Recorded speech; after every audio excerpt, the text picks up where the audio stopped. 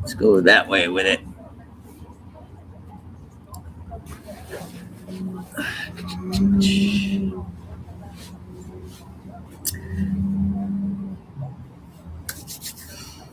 All right, good morning. What is it? It's April 17th already. It's Friday. Boy, this month is flying by, just like last month and the month before that, and so on and so forth. All right, well, there has not been too much weather to talk about across the East Coast. It's been a very, very quiet weather pattern, which is good because for a long time, the East Coast had just been hammered, storm after storm after storm. So things are starting to get a little bit better now across the eastern half of the United States. But we're starting to see some of these severe weather events now take shape across the Corn Belt, the Heartland, the Ohio Valley, the Upper Midwest. Basically, you've got the collision in air masses, and the atmosphere, Mother Nature, she don't like that, and so you usually get pretty good thunderstorms, severe weather, and things like that, and that's what we're expecting today. It's a pretty good outbreak expected it's from northeast Oklahoma all the way up into the Great Lakes states. Wisconsin looks like a big target area. Northern Illinois, also a big target area. Iowa, eastern Iowa, big target area. All the way down to maybe Kansas City. That looks like the area, the jackpot area, so to speak, here when it comes to severe weather. So let's do this. Let me share my screen with you guys, and we can take a look at what's going on here. And we're going to start out with the temperatures. And the temperatures, right? What I did was I put this into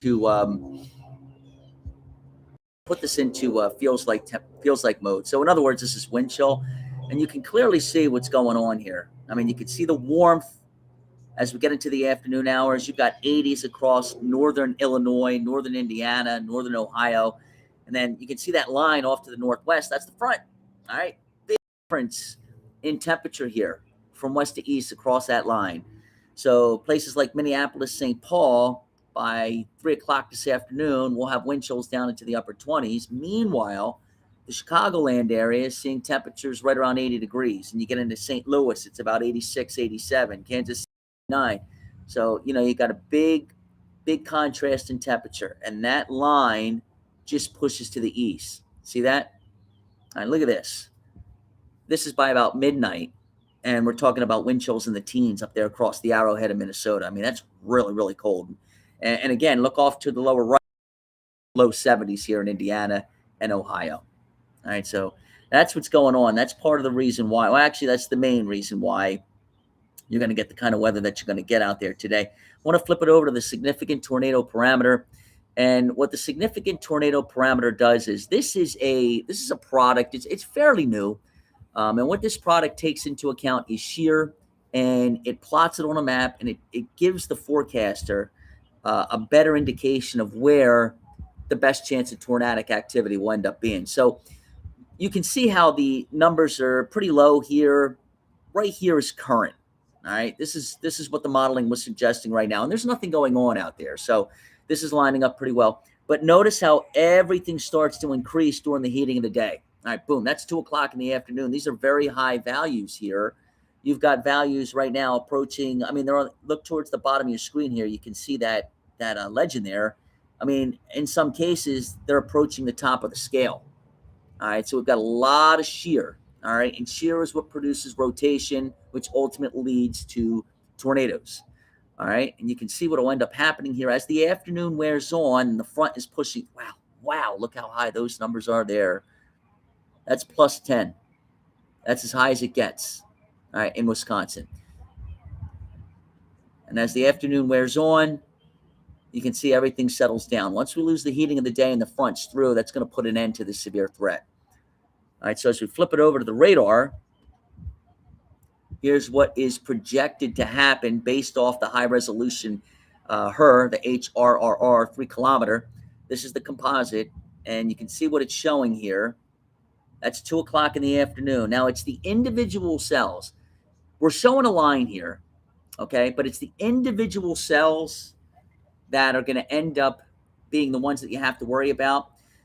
When you have a line, when a line forms, okay, 95% of the time, that means straight line wind.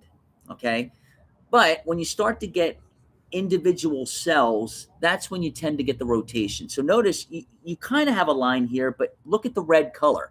All right, the red color is what I want you guys to focus on, because what that is showing is individual supercells developing along this line. And it's going to be those individual cells that will produce the rotation. It's going to be those individual cells that could bring a little bit of hail out there as well. So this is 2 o'clock in the afternoon. There's 3. Everything just explodes after lunchtime. All right, that's 3 o'clock. There's 4. There's 5. There's 6. That's 7 p.m., 8 p.m. Notice the main line is through O'Hare at that point and pushing through Midway, the Chicago airports, and things are starting to settle down in Wisconsin. All right, now we're after midnight here.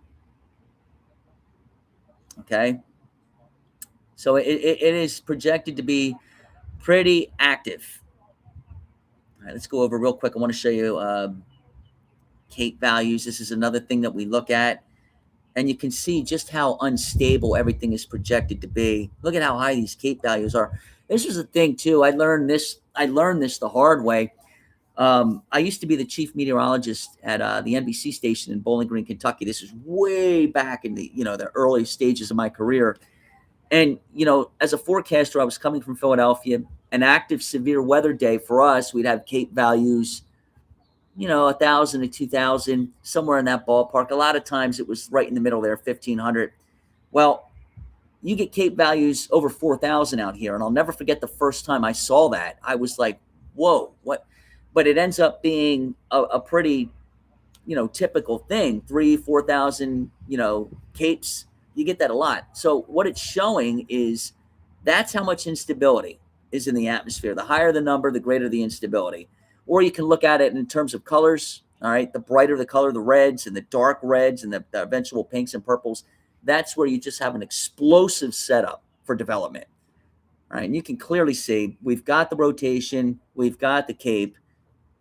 We've got CAPE stands for convective available potential energy, and everything winds down. All right, so it looks like, we go back to the reflectivity mode. It looks like the time to be most concerned. If you live in this area, and I'm going to focus on the eastern seaboard here in a moment, in particular the Philadelphia area, but if you live in this area here, the Corn Belt, I would say anytime from 11 a.m. to, let's run this through. All right, that's 8. I would say anytime between 11 a.m. and 8 p.m. is the time frame that you want to stay weather aware. And most importantly, this is one of the important things that we learned down here. I'm in South Florida. We learned this with Hurricane Milton. Most importantly, you want to have more than one way of receiving your warnings, your alerts, okay? Don't just rely on your phone, because we had a situation down here during Hurricane Milton. For some reason, many of the residents down here, they were not getting the alerts that were issued by the National Weather Service. So we had folks that were under multiple tornado warnings and they never even knew. The only way they knew was they turned on the television and they watched me on TV. That was the only way that they were able to know. So for some reason, and we did this long story about, why people didn't get their warnings, and the National Weather Service really couldn't come up with a good answer. They're popping the warnings, they're issuing them, but for some reason, folks weren't getting them. And in the end, it wind up being, I think we had 22 tornado warnings down here in South Florida with that event. So it was a lot, or 22 tornadoes touching down. It was absurd, the kind of weather that we got that day. Okay, so that's pretty much what's going on there. You're going to have all kinds of storm chasers and reporters out there today. I might act live again too later today if things start going crazy. What I want to do now is I want to focus in on the East Coast here, because boy, are you guys in the Philadelphia area about to see a rude awakening, so to speak. So let me share my this. Look at this. Holy smokes. Now you just had back-to-back record high days. Okay, you had back-to-back days where the high temperatures were in the low 90s records, and it wasn't just Philadelphia. I mean, Atlantic City was setting records, Allentown was setting records, Wilmington, Trenton, all of those areas, Reading, all setting record highs. You're going to get another really warm day today with highs in the 80s. And then look what happens with a powerful cold front coming through on Sunday. These are wind chills as we get into Tuesday morning. I mean, holy cow, it's like we're going backwards here, right, with the calendar. It's really, really cold. What I'll do is let me walk you through again. All right, so here's a look at temperatures today. Temperatures will top out right there. See upper 70s, low 80s. You know, the numbers are great. That is perfect spring weather right there. And we've been getting a lot of it down here in South Florida. Weeks. Well, actually, last week was a little stormy, but this week has been beautiful. We've had nothing but sunshine mixed with clouds and temperatures in the mid to upper 70s, like every day. And that's exactly what today is going to be like up there. Upper 70s, low 80s. Then as we get into Saturday, watch the right-hand part of your screen. Watch the blues. All right, they're going to go from east to west, sort of like a backdoor front. Boom. See that? See that coming inland onshore? So your winds are going to shift out of the east. Okay, and that's going to cool you guys down overnight tonight.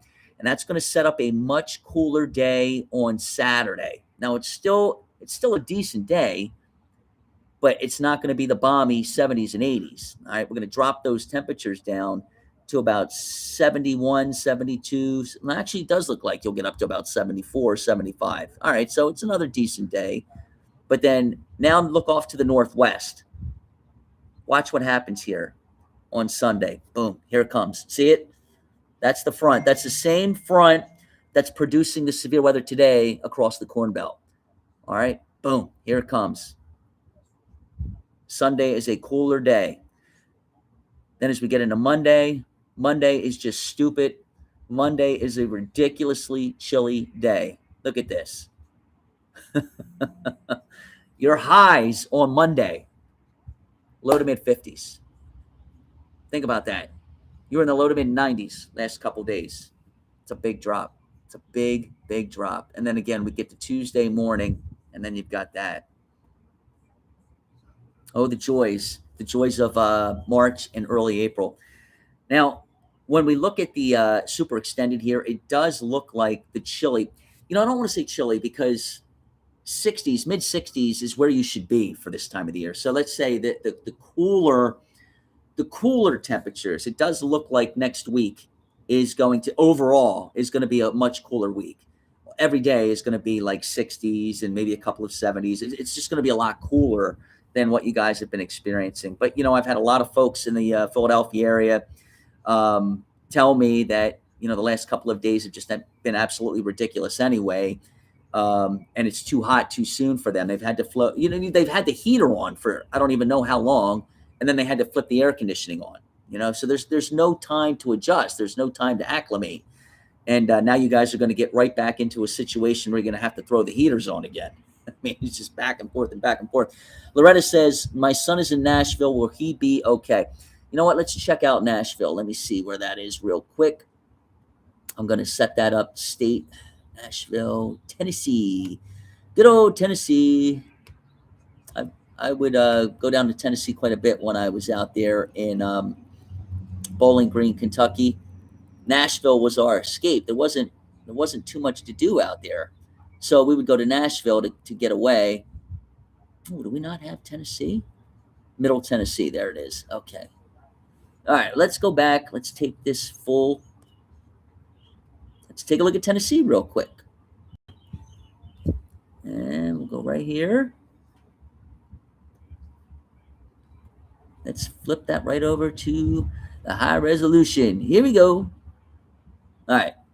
This is Tennessee. Reflectivity mode. This is projected. Or in other words, what you're seeing here, what you're about to see is what the forecast guidance thinks the radar is going to look like later today. That's 2 o'clock in the afternoon. 3, 4, 5, 6, 7, 8, 9, 10, 11, 12, 1. All right. You're fine. You're fine today. But let's go over to tonight. All right, here it comes. Nashville's fine. Nashville's fine. Nothing's going on. Just a couple of showers as we get into Saturday. Dynamically, everything is north of the Tennessee area with this. Okay. Okay. So that's the setup. That's what's going on. If you're just now tuning in, I'll show you this real quick. The target areas here, and then I'll let you guys go. Right. Let's go to Iowa. All right, so you can see this is going to be a big target area here. All right, from Iowa up to Wisconsin and Illinois and down towards Kansas City and St. Louis. That's going to be the area that could really get hit and hit pretty hard later today. I'll probably be back on again later today. I'm also going to be doing some Facebook Lives. In the meantime, you guys have a good day. All right.